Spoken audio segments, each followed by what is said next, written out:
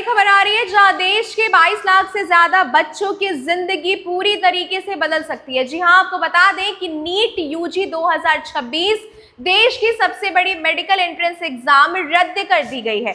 जो एग्जाम 3 मई को हुई थी, जिसमें 22 लाख से ज्यादा बच्चे उस एग्जाम में बैठे थे, वो एग्जाम आज ऑफिशियली कैंसिल हो गई है।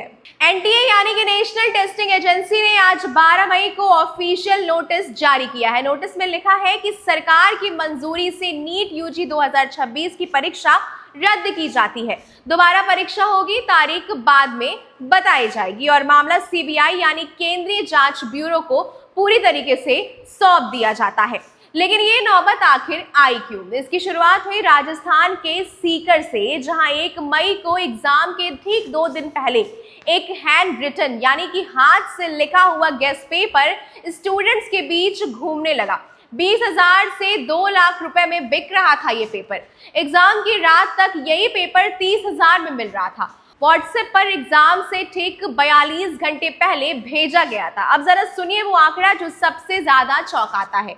उस गेस्ट पेपर में थे 281 सवाल और उसमें से 140 सवाल हूबहू नीट के असली पेपर में आए हुए थे।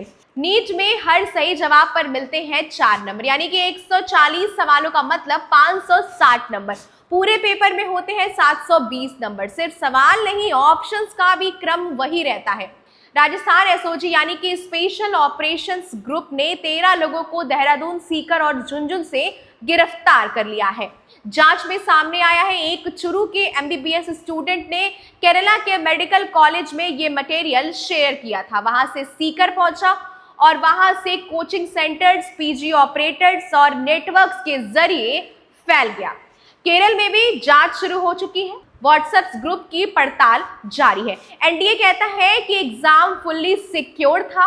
GPS tracked vehicles, AI based CCTV cameras, biometric verification, 5G jammers. लेकिन सवाल ये है, जब इतनी सिक्योरिटी थी तो 140 सवाल एग्जाम से ठीक 2 दिन पहले बाजार में कैसे आ गए? 7 मई को एग्जाम के 4 दिन बाद एनटीए को खबर मिली। 8 मई को सेंट्रल एजेंसीज को रेफर किया गया, लेकिन पेपर 1 मई को लीक हो चुका था। 4 दिन एनटीए को पता ही नहीं चला था, या पता था वो बताना नहीं चाह रहा था। 22 लाख से ज्यादा बच्चे, जिसमें से ज्यादातर 2 से कहीं कहीं 3 साल तक जो है वो बच्चे तैयारियां करके बैठे रहते हैं। कोई कोटा में था, कोई पटना में था, कोई गोरखपुर में था। आंसर की देखकर मार्क्स कैलकुलेट कर चुके थे वो बच्चे, कॉलेज सर्च करना शुरू कर चुके थे और आज सब कुछ फिर से रीसेट हो गया। ये सिर्फ एक एग्जाम नहीं था, ये किसी के डॉक्टर बनने का सपना था। ये किसी माँ बाप की जिंदगी भर की मेहनत है और वो सपना एक लीक की वजह से एक बार फिर से अधर में है। यही हुआ था 2024 में भी। सीबीआई जांच हुई थी, सुप्रीम कोर्ट तक मामला गया था। सरकार ने कहा था अब नहीं होगा, और 2026 में वही एनटीए, वही सिस्टम, वही लीक। सवाल ये नहीं है कि एग्जाम दोबारा कब होगा, सवाल ये है कि एनटीए को आखिर भंग क्यों नहीं किया जा रहा है? क्या इस सिस्टम में बदलाव नहीं आना चाहिए? और जो बच्चों का नुकसान हुआ उसकी जिम्मेदारी आखिर कौन लेगा? कमेंट बॉक्स में अपनी राय हमसे जरूर बताइएगा।